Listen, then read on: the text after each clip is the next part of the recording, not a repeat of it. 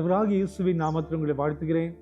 இயேசுவோடு இந்த விசுவாச பயணம் என்ற ஊழியத்திலே உங்களையும் அழைப்பதிலே நான் சந்தோஷப்படுகிறேன். நாம் இந்த உலகத்தில் ஓடிக்கொண்டே இருக்கிறோம். தினந்தோறும் காலையில் எந்திரிக்கிறோம், ஆயத்தப்பட்டு ஓடுகிறோம்.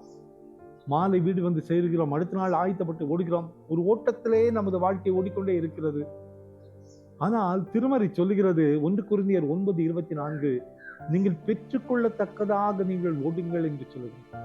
நீங்கள் பெற்றுக்கொள்ளத்தக்கதாக நீங்கள் ஓடுங்கள். ஒரு எய்ம் உங்க வாழ்க்கையில இருக்கணும். ஒரு நோக்கம் உங்களுடைய ஓட்டத்துல இருக்க வேண்டும். அந்த நோக்கம் என்ன?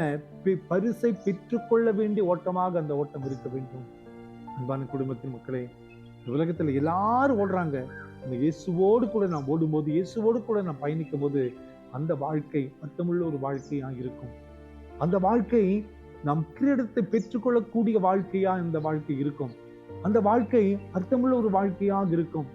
நிறைய பேருக்கு காரணமே இல்லாம தங்களுக்கு இந்த உலகத்திற்கு என்று ஓடிக்கொண்டே இருக்கிறாங்க. முடிவு பரிதாபமாய் போகிறது. ஆனால் இயேசுவுக்காக இயேசுவோடு கூட இருந்து அவர் தருகிற நன்மையை பெற்றுக்கொள்ள வேண்டும் என்ற எண்ணத்தோடு நாம் ஓட முற்படுகின்ற பொழுது நிச்சயமாய் நம் ஓட்டத்தில் ஒரு நம்பிக்கை உண்டு. நம் ஓட்டத்தில் தடுமாறி விழுந்தாலும் கூட எழுந்து நிற்போம். நாம் தடுமாறி விழுந்தாலும் கூட கர்த்தர் தூக்கி நிறுத்தக்கூடிய பலத்தை ஆண்டவர் நமக்கு தருவார். அன்பான குடும்பத்தின் மக்களே, எனவே தான் திருமறை சொல்லுகிறது, நீங்கள் பெற்றுக்கொள்ளத்தக்கதாக நீங்கள் ஓடுங்கள். நம்ம வாழ்க்கையில் ஒரு நோக்கம் இருக்க வேண்டும். நம் ஊழியத்தில் ஒரு நோக்கம் இருக்க வேண்டும். நம்மை அழைத்திருக்கிறார். அவரோடு கூட பயணிக்க நாம் அழைக்கப்பட்டிருக்கிறோம்.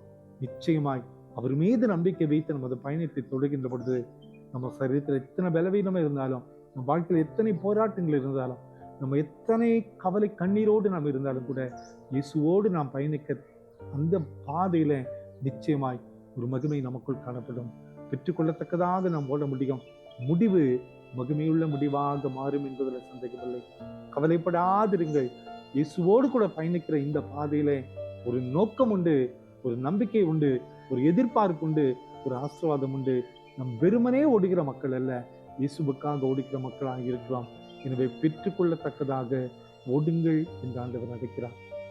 இந்த நம்பிக்கையோடு ஆண்டவரோடு கூட பயணிப்போம். ஆண்டவர் தருகிற ஆசீர்வாதங்களை பெற்றுக்கொள்வோம்.